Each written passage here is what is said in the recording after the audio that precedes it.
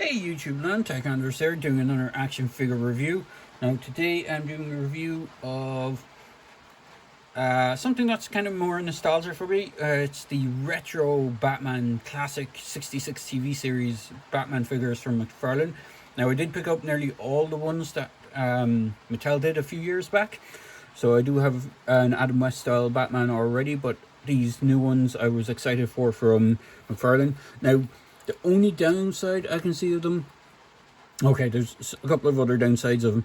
But one thing that was a bit annoying, because it's a different scale to his mass multiverse line, I was hoping these would be 7-inch scale figures, but these are actually in the realm of 6-inch scale figures.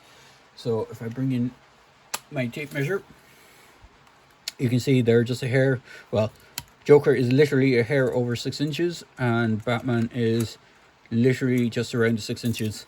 So now for me these are kind of nostalgic, because even though I didn't grow up when in 66 when this series was airing, they used to do reruns of it over here in Ireland during the 80s, and I remember going to my nan's, and when we'd go, I'd be sent down to my nan's for the weekend kind of type thing.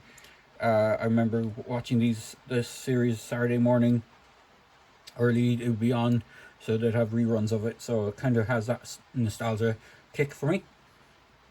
But overall, they're not bad figures. But we'll just have a look at the packaging quickly. So from the packaging, from the front of the packaging, without the figures in the boxes, you can't tell which figure is which. It's only when you flip around the box. So you have this bright color orange packaging, very reminiscent of the TV series. You have the McFarlane logo up on top, DC logo. It's 12 plus for the ages on these, and then when you flip around the back of the box, you get to see which character this is. So this is the Joker. Now I'm not sure if there is differences in the packaging between the US release and the European version. I got these off Amazon UK, so there could be European variant versions of the packaging.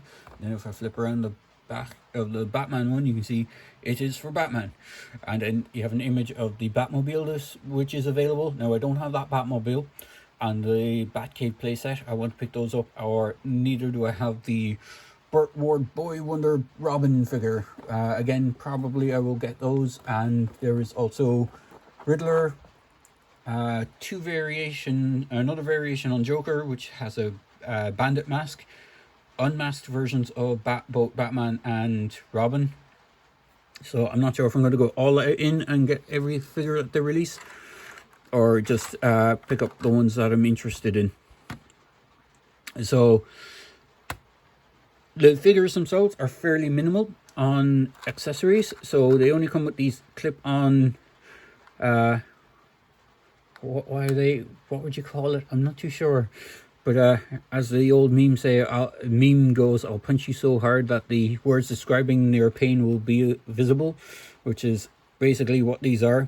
So you clip them onto their wrists, and you have them punching with a description of what they're doing, or in pain, where if he's been punched by Batman, and the same with Batman. So the ones for Joker are green, and you have a sock and ouch. And for Batman himself, he has a red and an orange one, or a yellowy orange one, and it's pow and kapow are the ones for Batman. So they are pretty plain in the old accessory department. In fact, even the Mattel versions were fairly plain in the accessory department. The only versions I can remember that came with any accessories were the swimsuit versions of Batman and Joker. They came with the surfboards. Other than that, they didn't come with anything other than, like, I think it was a collector card. But these ones didn't come with the collector card. But overall, I think these are very nicely sculpted. I know McFarlane most recently has been getting a lot of flack for the face sculpt on live action style characters and figures they've done, most recently with the at the time of this recording, the Batman Robert Patterson Batman, or Robert Batterson as people are calling him. So the Drifter Batman that was recently announced as a Target exclusive was fairly abysmal looking. Myself included was not impressed by that face sculpt. But then again, the ones for these I think look pretty good. So if I just bring in my Mattel version, which are also in 6-inch scale, you can see there's quite a lot of difference. The hair sculpt is pretty different. The hair on the Mattel one is actually part of the head sculpt and it's just painted, whereas on McFarlane one it's actually a separate piece and glued over onto the head. So that is interesting. It's actually a green plastic, cast in a green plastic. I don't think there's a slight wash through it, but it is interesting. One of the other things that is of note is the excuse me, the pinstriping on the Mattel one, which I think is more close to the actual show, more accurate to the show, whereas the Mattel one, or the McFarlane one, does not have that.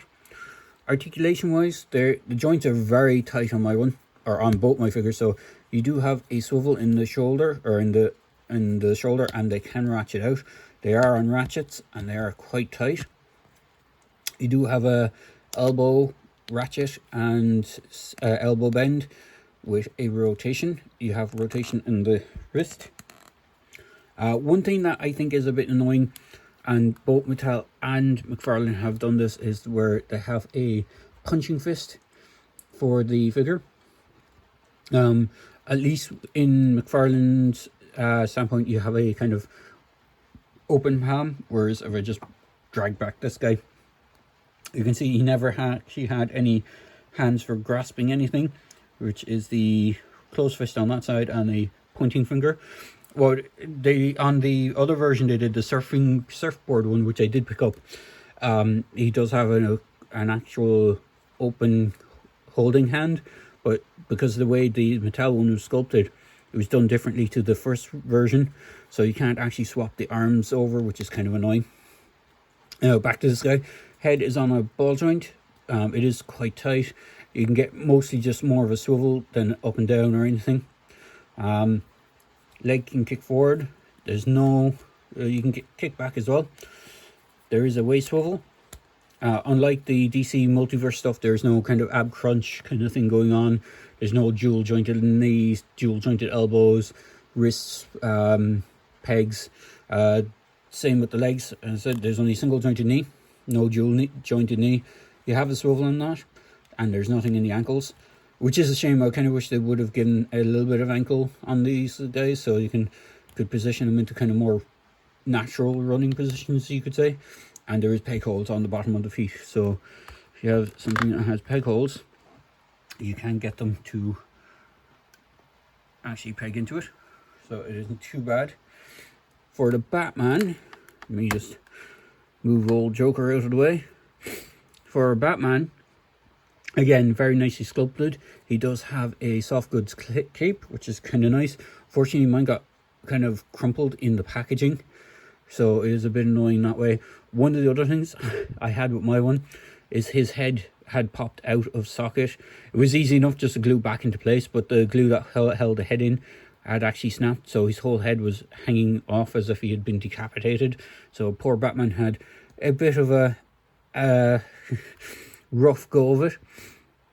But I really do like the sculpting of this guy. He does very much look like the old late Adam West. Even if I bring in the Mattel version, I do like the blues more on this one as well. The dark blue is nice, but I prefer this kind of more vibrant blue that they went with for the McFarlane. As you can see, the Mattel one does have ab crunch, upper bicep swivels, has a lot more joints than the thing.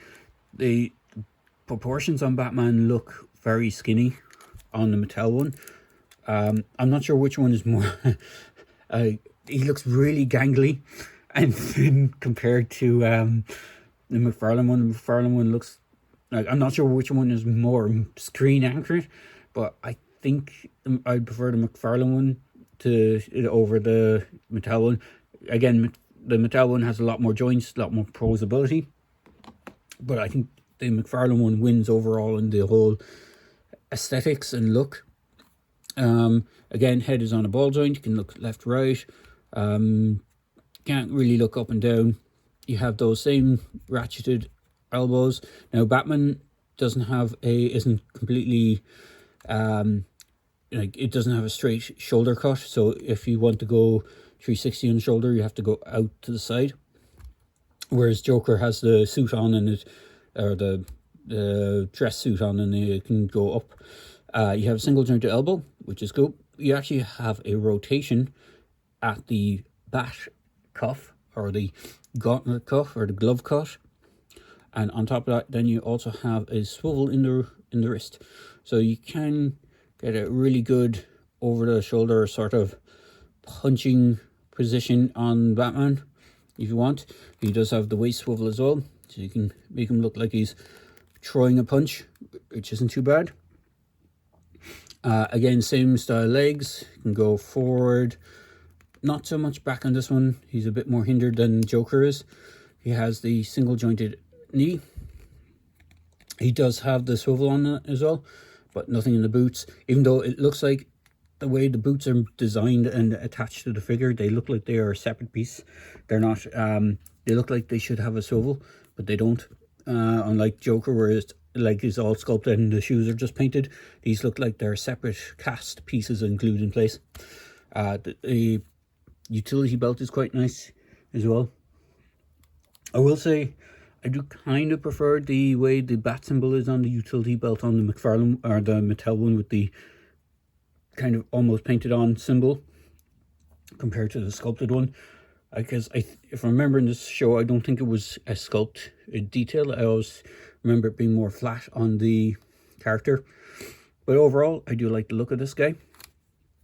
And now I do have, if I move stuff out of the way, give me a few seconds. I do have the Mattel Batmobile. Come on, Batman, stand up.